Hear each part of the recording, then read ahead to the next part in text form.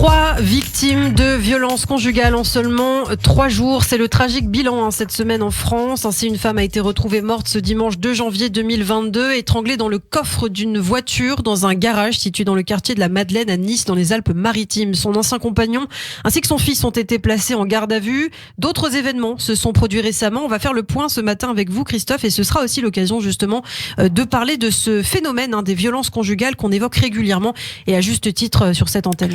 Et vous parliez effectivement de ce dimanche 2 janvier, un jour auparavant, premier jour de l'année 2022. C'est aussi une militaire de 28 ans qui a été retrouvée morte chez elle près de Saumur dans le Maine-et-Loire, atteinte de 10 coups de couteau. Son compagnon, lui aussi militaire, a reconnu l'avoir poignardée et l'a été interpellé. Ce sont les voisins qui ont alerté la police après avoir entendu une violente dispute vers 4h du matin. J'ai entendu un homme hurler, ça a duré une bonne heure et après plus un bruit. Voilà ce qu'a déclaré une voisine chez nos confrères de France Télévisions. Toujours samedi 1er janvier, cette fois en Meurthe-et-Moselle. Une femme a été tuée par son compagnon après un appel du voisinage rapportant des disputes violentes au cours de la nuit. Les policiers ont retrouvé son corps sans vie avec un couteau planté dans la poitrine. Des drames qui ont évidemment provoqué l'indignation et la colère des associations féministes. Emmanuel Macron, 3 féminicides en 24 heures et aucune réaction. C'est atroce. Voilà ce qu'a tweeté le collectif Nous Toutes en interpellant le président de la République. Des mesures gouvernementales qui, selon le collectif, ne répondent pas à l'ampleur des violences. Oui, c'est ce qu'explique aussi Marie-Lie Breuil, un membre du collectif. Il n'y a que 379 bracelets anti-rapprochement en France contre 220 000 femmes victimes de violences conjugales cette année. Il faut encore améliorer la législation en permettant aux femmes de dissimuler leur adresse lorsqu'elles quittent le domicile avec leurs enfants. C'est ce que déclare de son côté Françoise Brier, directeur général de la Fédération nationale Solidarité Femmes.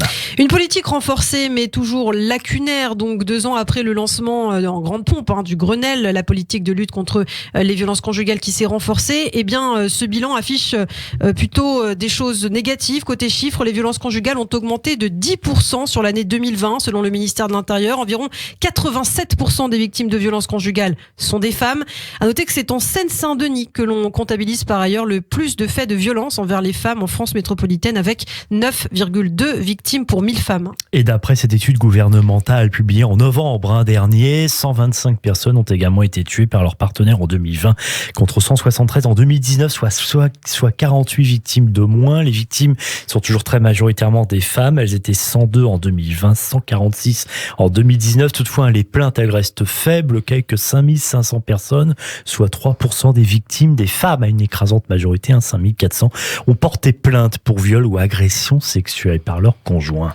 Alors on parle de ces chiffres d'il y a 2 ans. D'autres chiffres ont été publiés l'an passé, en 2021, même si les autorités n'ont pas encore livré leur bilan officiel. 113 féminicides ont été recensés en France l'an passé, donc plus encore qu'en 2020.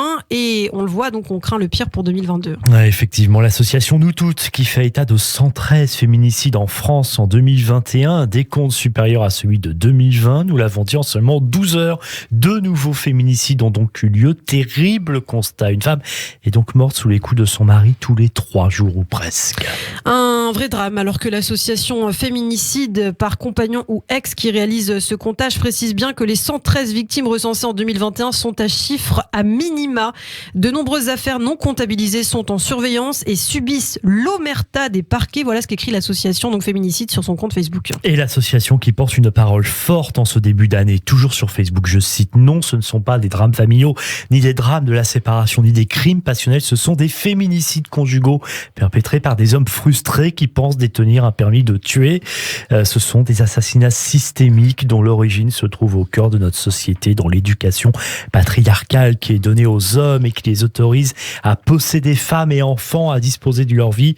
Déclaration donc de l'association Féminicide. On l'aura donc compris, l'année 2021 aura été marquée effectivement, Christophe, par de nombreuses tragédies. Pourtant, le gouvernement tente en tout cas de multiplier les efforts d'information et de protection. Oui, le Premier ministre Jean Castex avait ainsi signé une circulaire visant à généraliser des instances de coordination de lutte contre les violences afin d'éviter la déperdition d'informations pour protéger les victimes. Le Grenelle contre les violences faites aux femmes avait permis la création de 46 mesures également. 2 ans plus tard, 36 ont été réalisées réalisés, 10 sont en passe de l'être, chiffre dévoilé par nos confrères de France Inter.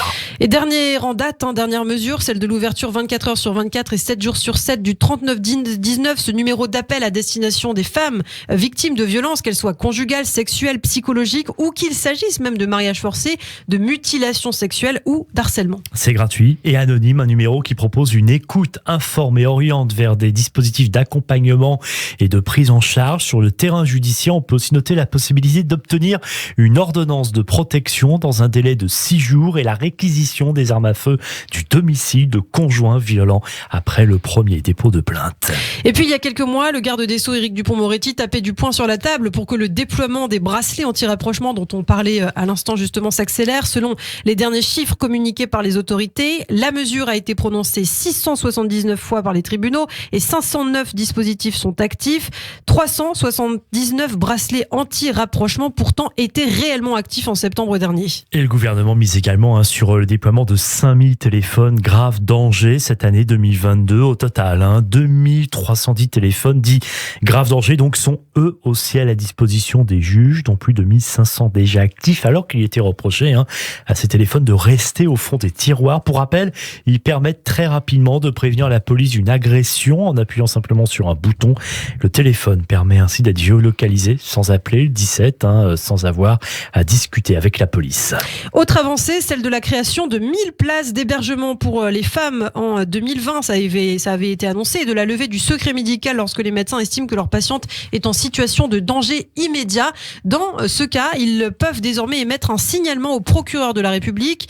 Mais quoi qu'il en soit, il reste encore beaucoup à faire selon les associations et d'argent surtout à mettre sur la table contre les violences faites aux femmes.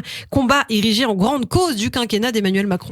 Ce début d'année 2022 meurtrier, donc avec ces 3 féminicides, ont provoqué la colère des associations qui dénoncent effectivement un manque de moyens concrets et le manque d'action. Un rapport du collectif d'attente fin 2020 estimait qu'il manquait 32 millions d'euros au budget de l'État pour l'année 2021. Rien que, je cite, pour héberger et accompagner les victimes de violences. La tragédie, en fait, Christophe, c'est que beaucoup de femmes ne portent pas plainte et cela ne donne suite malheureusement à rien. Celles qui portent plainte, non plus, elles n'ont pas de retour forcément. D'ailleurs, selon le Haut Conseil à l'égalité, les agresseurs conjugaux bénéficient d'un véritable système d'impunité. C'est ce que dit donc l'instance consultative chargée de conseiller le gouvernement. Et les hébergements d'urgence ne seraient pas assez nombreux pour mettre à l'abri leurs victimes. Au total, 25 000 femmes victimes sont parvenues à se déclarer auprès des forces de sécurité intérieure en 2019, mais seulement 52 000 agresseurs conjugaux ont fait l'objet cette même année d'une réponse pénale et parmi eux 33 000 de poursuites judiciaires.